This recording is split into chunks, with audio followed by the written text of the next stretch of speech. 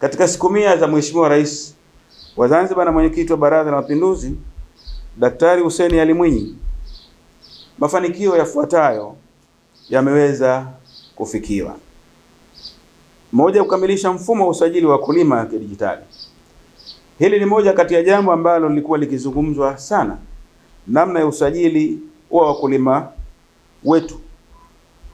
Wizara tayari imekamilisha maandalizi ya mfumo huu, ambapo kazi ya kuwasajili wakulima imeanza rasmi kwa lengo la kuwa na kazi data sahihi ya wakulima na shughuli zao wanazozifanya kila siku. Mfumo huu wa sasa umesimamiwa na wizara kupitia mradi wa uhimilivu wa mifumo ya chakula Tanzania, na unalenga kurahisisha upangaji wa mipango, utoaji wa huduma za ugani pamoja na upatikanaji wa pembejeo na masoko. 2, kukamilisha mfumo wa ufuatiliaji na tathmini. Wizara imekamilisha uundaji wa mfumo wa kusimamia taarifa za ufuatiliaji na tathmini kwa shughuli za kilimo, ambao kwa sasa upo katika hatua za majaribio.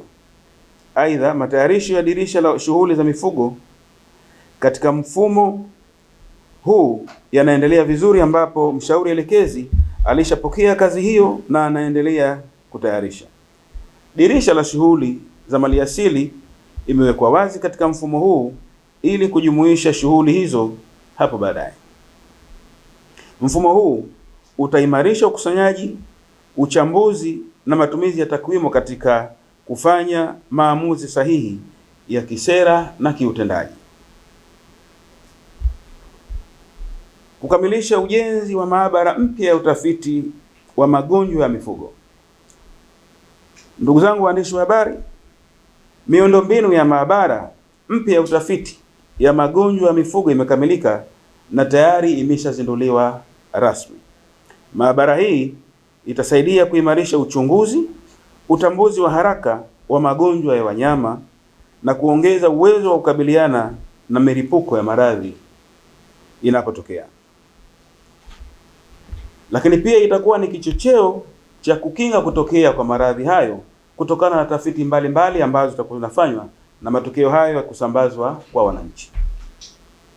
Utoaji wa ruzuku kwa zana za kilimo na uwezeshaji wa vijana. Serikali kupitia mradi wa kuongeza tija ya uzalishaji wa kilimo cha mpunga imetoa ruzuku inayowezesha upatikanaji wa zana za kilimo za mfano zinazotumika katika kutoa mafunzo kwa vijana watakaohudumia mabonde ya mpunga. Lengo ni kuwaunganisha vijana hao na taasisi za kifedha ikiwemo Benki ya Kilimo Tanzania TADB ili waweze kupata mikopo nafuu kwa ajili ya ununuzi wa zana na teknolojia za kisasa. Hatua hii ni sehemu ya utekelezaji wa mpango wa mageuzi wa sekta ya kilimo unaolenga kuwajumuisha vijana katika minyororo ya thamani ya kilimo. Ndugu waandishi, jambo jingine ni uanzishwaji wa kiwanda cha vifaranga vya kuku. Kiwanda kimoja cha uzalishaji wa vifaranga vya kuku kimeanzishwa katika eneo la Kwambani chenye uwezo wa kuzalisha vifaranga 30,000 kwa wiki.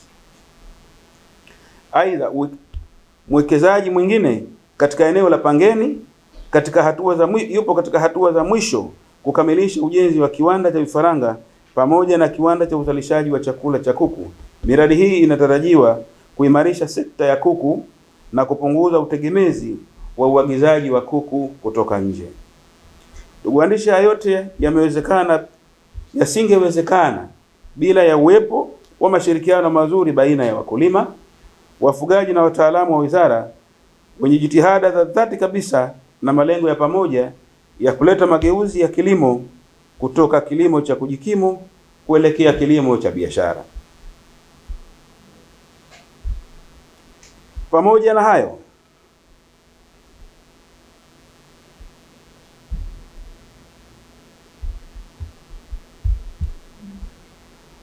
Wizara ya Kilimo, Umwagiliaji, Maliasili na Mifugo kupitia sekta yake ndogo ya misitu imeshapokea miradi 16 ya uwekezaji katika misitu yote iliyopo Zanzibar, Unguja na Pemba.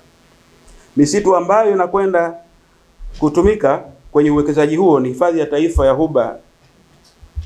ya Jonzani, Ghuba ya Chwaka, hifadhi ya taifa ya Jonzani ina mradi mwingine, lakini pia shamba la misitu Chaani Masingini litatumika kwa uwekezaji. Msitu wa hifadhi Ras Kiuyu, msitu wa hifadhi Ngezi Vumawindi eneo la Tondooni Pemba, msitu wa hifadhi Kidikotundu Nongwe Vundwe katika eneo la Nongwe. Lakini pia kuna mradi eneo la Wangwani kuelekea nyumba ya idara iliyopo Chwaka. Kuna mradi hifadhi ya taifa ya Jozani Chwaka Bay. Kuna mradi ukanda wa uwekezaji katika msitu wa jamii ya Mtende. Kuna mradi katika msitu wa hifadhi Kidikotundu, mradi mwingine block za Vundwe na Kidikotundu. Kuna mradi wa hifadhi wa Jozani pia kupitia Muyuni, Jambiani Muyuni samahani. Kuna mradi wa msitu wa hifadhi ya jamii Charawe Ukongoroni. Kuna mradi wa hifadhi ya msitu wa jamii Mtende wa Kungwi na Kirijo. Kuna mradi katika msitu wa hifadhi Kidikotundu. Kuna mradi wa msitu wa hifadhi Kiwengwa Pongwe. Kuna mradi katika msitu wa Masingini katika eneo la City Park. Hii ni miradi 16 ambayo tayari tumeshapokea. Tunaendelea na majadiliano. Ipo miradi ambayo tumeshaingia makubaliano ya awali kwa maana ya memorandum of understanding. Aidha, tuna mradi mkubwa wa uhimilivu wa mifumo ya chakula ambao unaendelea hivi sasa na una jumla ya fedha itakazotumika ni dola milioni 22.7. Mradi huu ni fedha za mkopo kutoka IDA, mkopo IFAD, mkopo kutoka JICA, lakini pia ni mradi wa msaada wa program ya serikali ya Japani. Mradi huu unakwenda kukarabati mabonde ya umwagiliaji maji Unguja na Pemba 16. Uwepo wa mradi huu unakwenda kufanya kazi zifuatazo: kukarabati mabonde 16 Unguja na Pemba kama nilivyoeleza, kuandaa mpango mkuu wa umwagiliaji maji, kuandaa mpango wa kuendeleza uzalishaji wa mpunga Zanzibar, kuandaa mfumo wa usajili wa wakulima Zanzibar, pamoja na mambo mengine yanayofanana na hayo. Wanufaika wa mradi huu wanategemea kufikia 100,000. Mabibi na mabwana shamba 170, lakini pia wadau mbalimbali katika sekta ya kilimo. Uwepo wa mradi huu unakwenda kuongeza tija ya uzalishaji katika sekta ya mpunga kutoka tani tunazozalisha hivi sasa za mchele ambazo takriban 27,000 hadi kuelekea tani 30,000 au 35.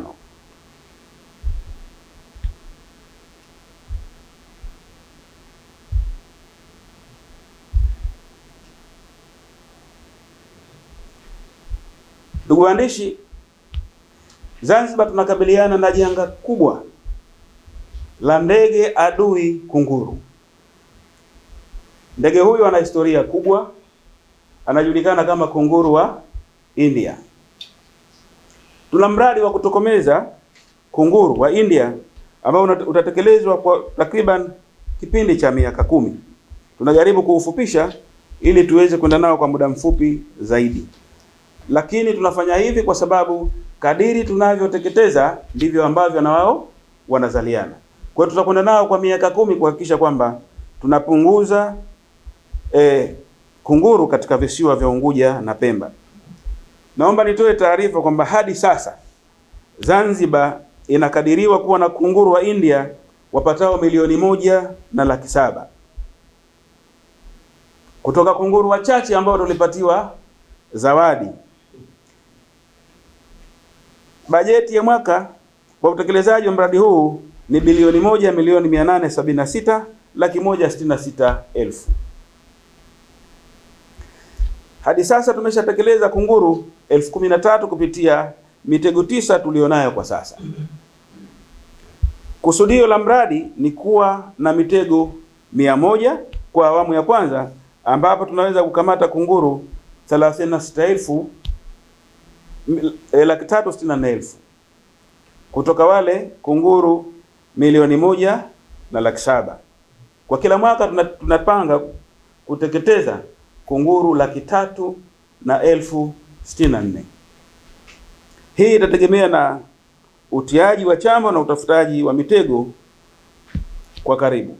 Mradi huu ni mradi wa shirikishi ambao unaendeshwa na wadau mbalimbali ikiwemo Wizara ya Utalii na Mambo ya Kale, Wizara ya Afya, Wizara ya Elimu na Wizara ya TAMISEMI kupitia vikosi maalum au idara maalum, lakini pamoja na halmashauri pamoja na wadau wa mazingira ikiwemo Ofisi ya Makamu wa Kwanza wa Rais kupitia ZEMA na wataalamu binafsi wanaoguswa na athari za ndege kunguru au kunguru wa India.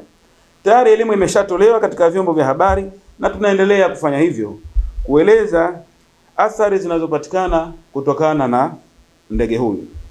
Athari za kunguru wa India ni pamoja na kushambulia maeneo ya kilimo, wanyama wadogo wadogo na ndege wakiwemo wa kufugwa na wale ambao si wa kufugwa, kuathiri bayoanuai za ndege wa asili, kusambaza maradhi, kusababisha majanga ya moto na pia kuathiri uchumi wetu kiujumla. Ndugu waandishi, kunguru wana tabia ya kuchukua na kusafirisha vitu mbalimbali, vinginevyo vikiwemo vya maradhi, lakini pia vile vyenye asili ya moto, na wameshasababisha athari kama hizi katika maeneo mbalimbali. Ni moja kati ya ndege adui ambaye pia husambaza maradhi katika maeneo yetu.